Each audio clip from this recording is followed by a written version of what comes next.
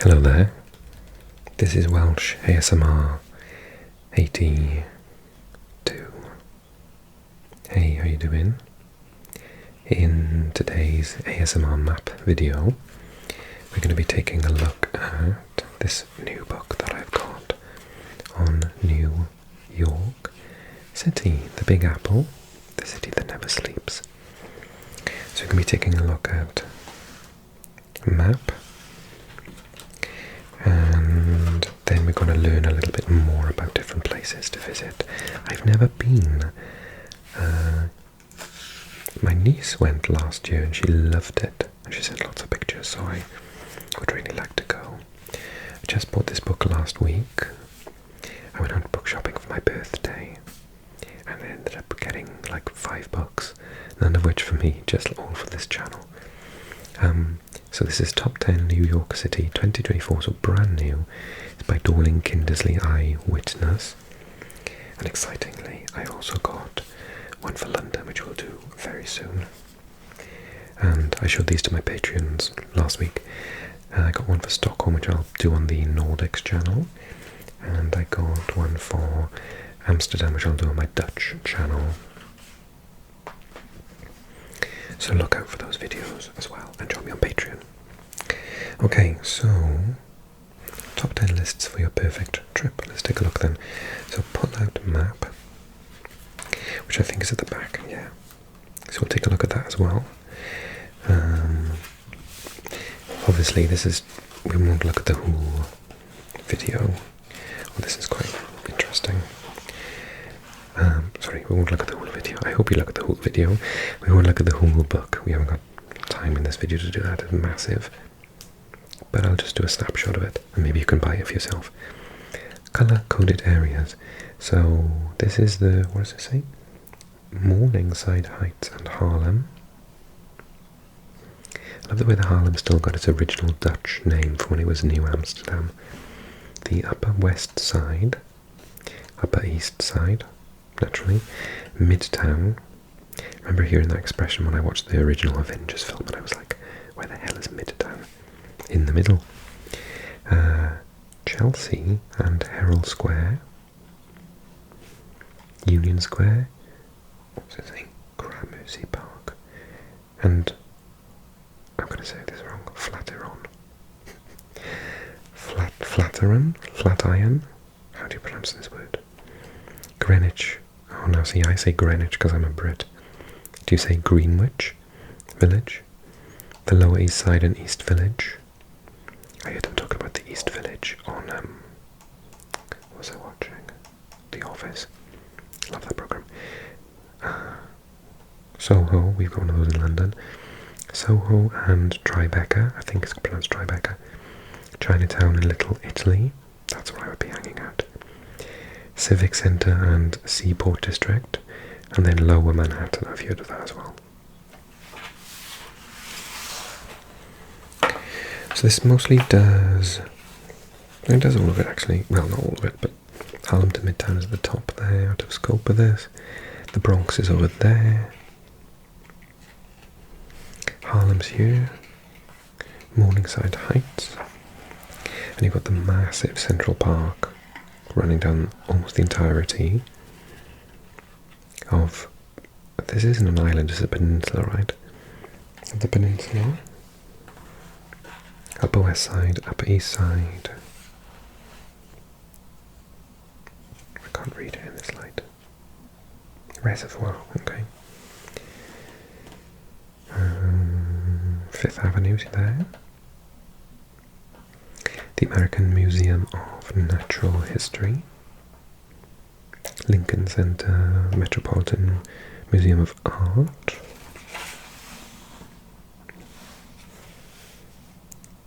Marcus Garvey Park, I think it says Garvey.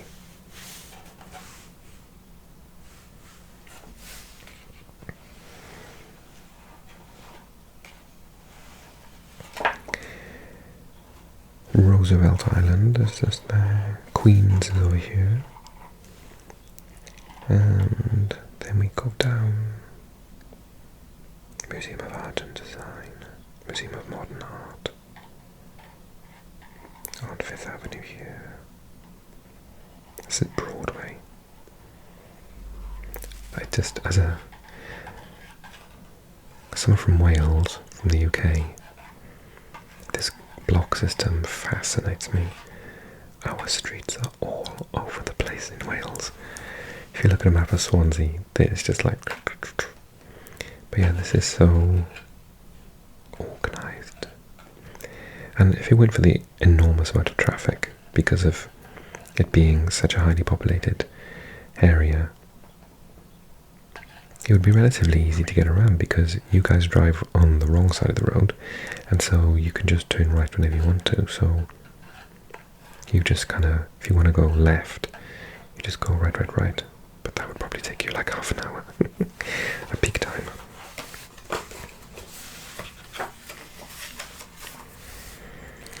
So it says contents, New York City highlights, top 10 of everything, New York City area by area and street smart, getting around, practical information, places to stay.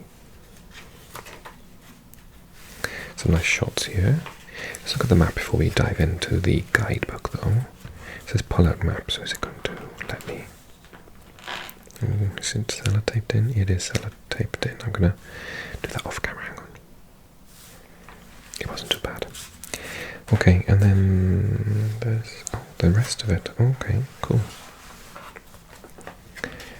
So this is Midtown to Lower Manhattan. So Midtown is here, Rockefeller Center's there. Hudson Yard, Herald Square, Empire State. Still on Fifth Avenue running down. Chelsea and whatever the heck this is, Flatiron I'm going to call it. Flatiron. I think I'll call it Flatiron. The East Village is over here. Greenwich, as I'm going to say, is here. West 4th Street. And then you've got Lower East Side, Tribeca, Soho, Civic Centre. And this is, what, Lower Manhattan, is it? Where the Brookfield Place, the Memorial and Museum, 9/11 Memorial. Oh, okay, yeah. Trinity Church, Seaport, South Ferry, Battery Park. And then on this bit here, it's got Lower Manhattan, the East River, the Hudson River, Ellis Island, Statue of Liberty's down there, New Jersey's over here. So New Jersey is like a different state altogether, right? Governor's Island, and then this is Brooklyn. Okay, got it. Because I'm obviously familiar with all these place names like Harlem, Bronx, but I had, until like 5 seconds ago, I had no idea that they were like so far apart. Oh, this is not the underground, what you call subway. So you've got the green line, you've got the purple, the yellow goes off into two though, look. It's confusing. Not as confusing as Tokyo's, oh god. They've got two subways in Tokyo, and they like, you have to switch halfway through your trip. There's a really long walk in between them. Is this orange? Red. Red is quite a complicated one. I bet you get on the wrong one of that all the time. And then blue is there. Okay, let's look at this map then.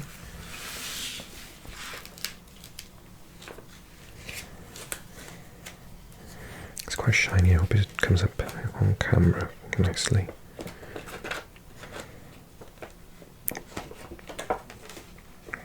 It's on the back. Okay. So this side, put this down. This side appears to be what we just looked at in greater detail. Oh, okay, it's the Jacqueline Kennedy Onassis Reservoir. And then you've got the Ward Islands here, the Bronx is up there. And then on the other side, what have we got? That's Lower Manhattan.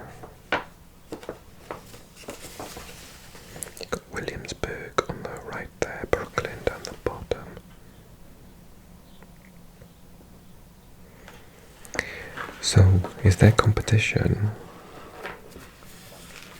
between people if they live on this part compared to if they live over here?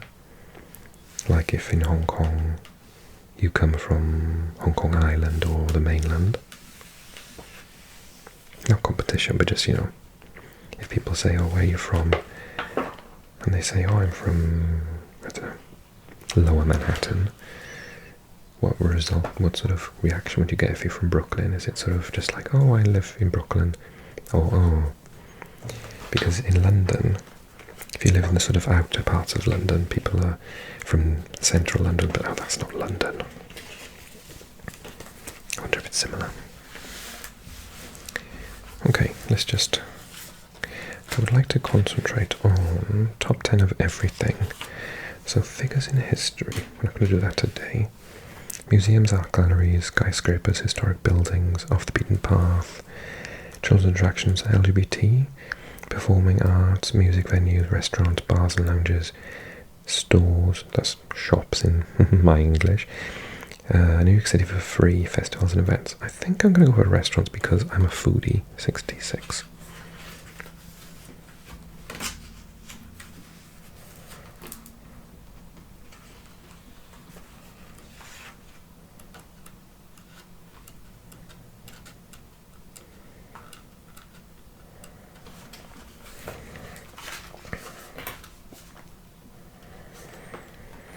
Okay, top 10 restaurants. See if you agree if you're a New Yorker or if you've been. Number 1, now I'm going to say this in French, Le Bernardin. God knows how you pronounce it, Le Bernardin. Seafood doesn't come any better than this quietly luxurious French restaurant, or it's French, lauded for revolutionizing the way, spelt in American English, the way fish is served in New York City. Chef Eric Ripert seems to have no critics. Of course, perfection has its price and you'll pay dearly, but the meal will be memorable. Number 2, Daniel, that's my grandfather's name. Another New York luminary, Daniel Boulud, has a Venetian Renaissance-inspired dining room worthy of his talents. Seasonal menus with choices like black truffle, crusted cod are divine. Lunch tends to be a little cheaper than the other meals. Now what I'm going to say is, before I read it any further, is I would not go to either of these places, A, because they sound expensive and a bit fancy. When I say that I'm a foodie, what I mean is I love food. I don't necessarily love the pomp. Maybe the black truffle crusted cod is amazing, but I would just as well go for like some, I don't know, Japanese street food or Vietnamese summer rolls. That's just me. 11 Madison Park. Indulge in a French-inspired feast. From suckling pig and tender duck to a dazzlingly delicious chocolate tart drizzled with caramel. This grand Madison Avenue restaurant, helmed by famed restaurateur Will Guidara and chef Daniel Humm. In number 4 is the Gotham restaurant, a perennial favourite. Former chef Alfred Portal was one of the first with vertical food. Delicious layers so artfully stacked you can hardly bear to disturb them. Now the new American fare at this restaurant is still elegant and the lofty space is sophisticated and casual. Nice. The restaurant reopened in 2021 under new ownership. 5. Jean-Georges, lots of French places. Already a culinary star from his Jojo and Mercer Kitchen restaurants. In his namesake restaurant, Jean-Georges Wongerechten, okay, now it's German, turns out food that is among the very best in New York, transformed by the French master's delicate sauces and creative combinations. Designer Adam Tehaney has created a polished, almost austere setting that does not upstage the talented chef. Russ and Daughters Cafe, the celebrated Lower East Side Jewish store, opened this restaurant in 2014. It features an open kitchen and a soda fountain bar. Cool. The cafe serves favourites such as smoked and cured salmon, homemade salads and a variety of cream cheeses. Try the classic bagel with lox, I thought I said fox, lox of smoked sturgeon and sable. Okay, that's more me. and they had me at smoked salmon and bagels, frankly. Okay, number 7, Momofuku Noodle Bar. Oh, this isn't very much up my street. Wunderkind David Chang brings humour and lots of pork products. Hello, yes. To this inventive restaurant. The steamed pork buns, oh god, are legendary, and one can always count on some unusual seafood and market vegetables to appear. Booking a flight right now. Number 8, Per se. You need to call 2 months in advance to get a seat in Thomas Keller's expensive restaurant. I'm out already. One of a handful of eateries to receive 4 stars from New York Times. Diners come for the food, service and views of Central Park. Babel. Set in a converted carriage house, this restaurant by Joe Bastianich serves inventive Italian fare. The menu includes seasonal produce, cheeses, game and seafood. Most of the salumi, soppressata and lardo is made in-house. And 10, Gramercy Tavern, another Danny Meyer success, offers perhaps New York's most unpretentious fine dining. Chef Michael Anthony has maintained the high standard here. I like unpretentious, that's more my style. Cheap Eats. Shake Shack, Superiority Burger, Lao Shan Shandong Fried Dumpling, hello, on Moscow Street. Nyonya, Malaysian food, yes. NY Dosas, vegan-friendly Sri Lankan, nice. Flor de Mayo, mix of Peruvian, Cuban and Chinese cuisine. What? Rotisserie chicken is especially, I love rotisserie chicken so much. Joe's Pizza, tasty hand-pulled noodles, nice. La Bonne Soup, onion soup and other bistro specialties, nice. And Corner Bistro, giant burgers in the West Village. Cool, okay.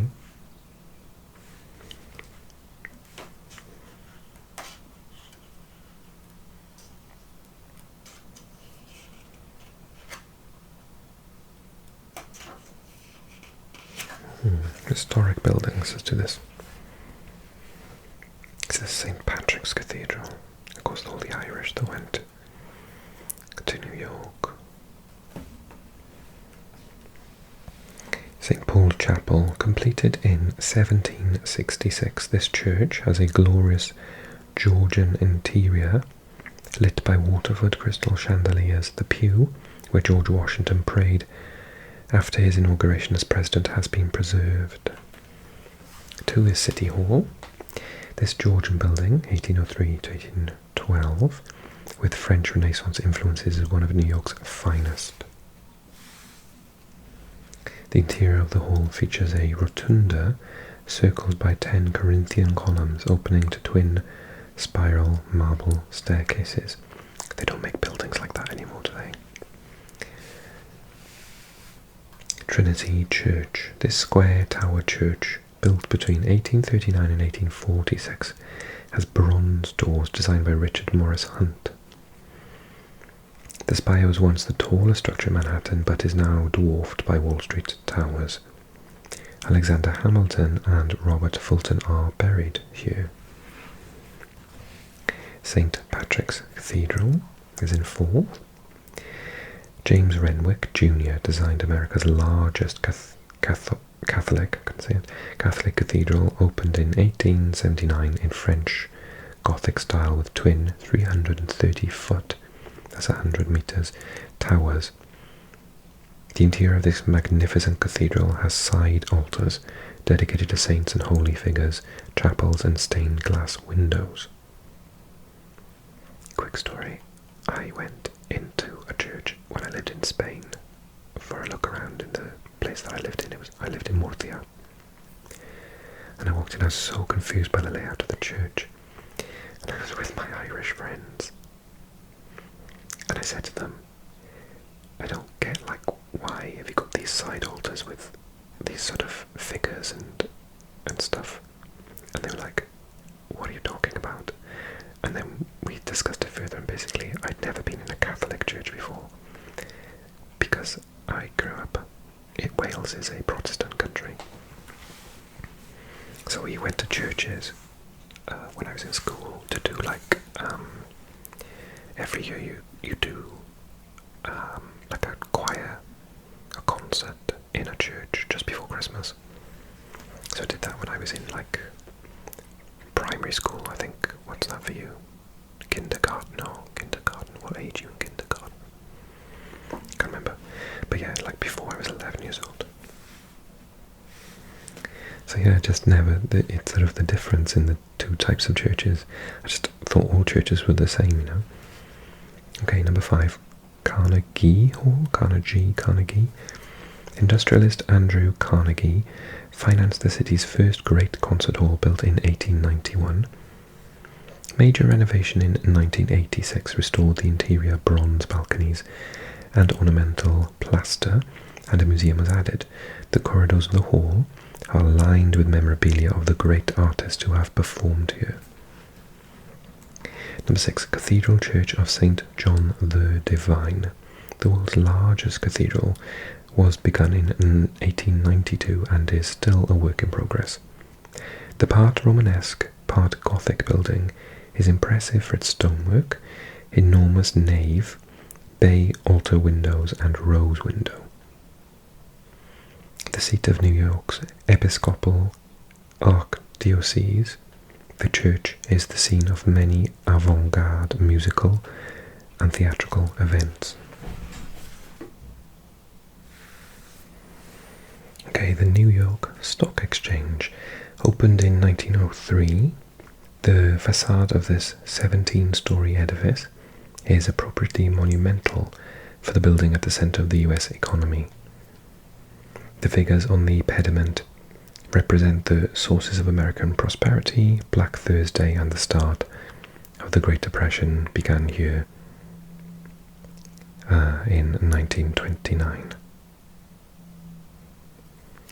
Number 8, US Custom House.